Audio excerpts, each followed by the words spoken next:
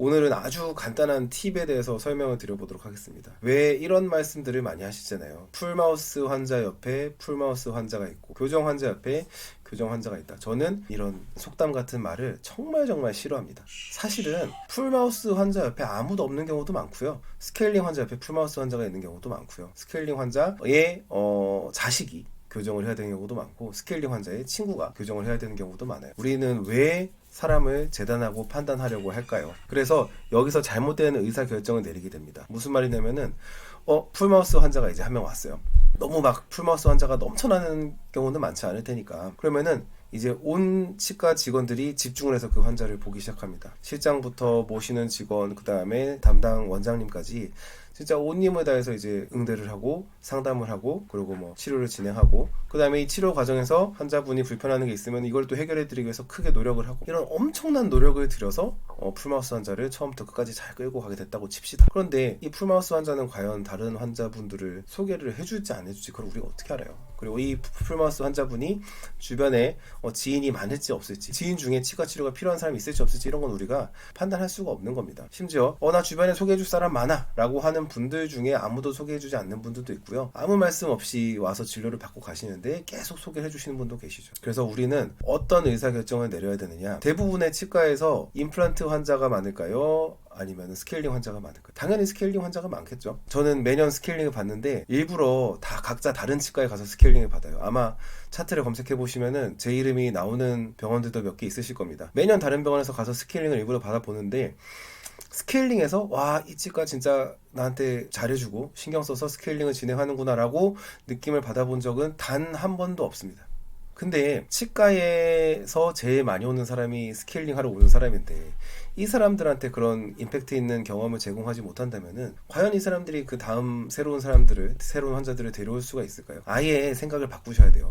풀마우스 환자 옆에 풀마우스 환자 있다가 아니라 있을 수도 있고 없을 수도 있습니다. 스케일링 환자 옆에 풀마우스 환자 있을 수도 있고 없을 수도 있습니다. 그런데 스케일링 환자가 풀마우스 환자보다 훨씬 많습니다. 우리 치과를 자랑하고 소개시켜 줄 수 있는 그런 능력을 가지고 있는 환자분들이 훨씬 많이 오는 게 스케일링 영역이라는 거예요.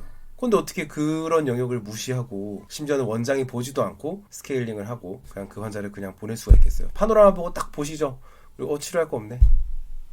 뭐 별거 없으세요. 검진하러 오세요. 소개받을 수 있는 엄청난 기회를 날리고 있다. 이 환자의 어머님 아버지가 풀마우스 환자일지 어떻게 알고 이 환자분의 친구가 교정이 필요할지 어떻게 알고요. 그러니까 저는 환자를 판단해서 어찌어찌 해라 이런 말씀을 드리는 게 아니라 환자를 판단하지 말라고 말씀을 드리는 거예요. 환자를 판단하지 말고 모두에게 잘해주시라. 굳이 내 에너지를 풀마우스 환자에게 더 쓰지 마라. 거기다 더 쓴다고 해서 병원이 더 잘 되는 거 아니고요. 거꾸로 더 안 돼요. 지금 말하잖아요. 풀마우스 환자한테 쓸 에너지를 조금씩만 줄여서 스케일링 환자들한테 나눠서 써보세요. 그냥 스케일링 환자고 아무것도 할 치료가 없는데도 불구하고 환자분의 상태를 설명해 주시고 또 앞으로 이렇게 관리하시면 된다라고 좀 자세하게 설명을 해보세요. 그리고 환자가 좀 기억에 남을 만한 경험을 하고 간다면은 그렇게 2달, 3달이 지나면 병원 매출이 달라지기 시작합니다. 예를 들자면 이런 거랑 똑같아요. 헬스장, 안 되는 헬스장이랑 잘 되는 헬스장의 제일 큰 차이가 뭐냐면은 잘 되는 헬스장은 이 사장님들이 머리가 정말 좋아요. 헬스장의 매출은 PT에서 나옵니다. 그래서 PT를 많이 받아야 헬스장이 잘 굴러가고 그 안에 또 좋은 인력들을 데려와서 좋은 트레이너들을 데려와서 계속 더 사업을 영속할 수가 있게 되겠죠. 그럼 PT를 많이 받게 하려면 어떻게 해야 될까요? PT 환자한테 광고를 해가지고 PT 환자들을 데려와야 될까요? 우리 치과에서 임플란트 광고하듯이? 아니죠. 제일 쉬운 방법은 이미 온 운동 초보들을 잘 가르쳐서 이 사람들이 운동에 관심을 가지게 만드는 거예요. 나 운동 생각보다 할만하네. 운동하니까 진짜 좋네. 운동하니까 몸이 건강해지네. 근육이 생기는 것 같네. 이 재미를 느끼게 해주면은 알아서 본인들이 PT를 받고 싶다고 얘기를 하겠죠. 근데 대부분 그 안 되는 헬스장들은 어떻게 하냐면은 돈 안 되는 소비자들은 무시를 하죠. 혼자 3개월 끊고 까짝까짝 운동하고 있는 사람들이 까짝까짝 운동하고 있으면 쳐다보지도 않고 무시를 하죠. 완전히 거꾸로 가야죠. 모든 사람한테 잘해줘야 됩니다. 근데 모든 사람한테 잘해주기 위해서 제일 첫 번째 해야 될 일은 돈 되는 것 같아 보이는 환자한테 들어가는 노력을 줄이는 거예요. 요거를 꼭 명심하셔서 치과에서는 그런 환자가 스케일링 환자잖아요. 정기검진 환자잖아요. 그런 환자분들한테 그냥 잘해주세요.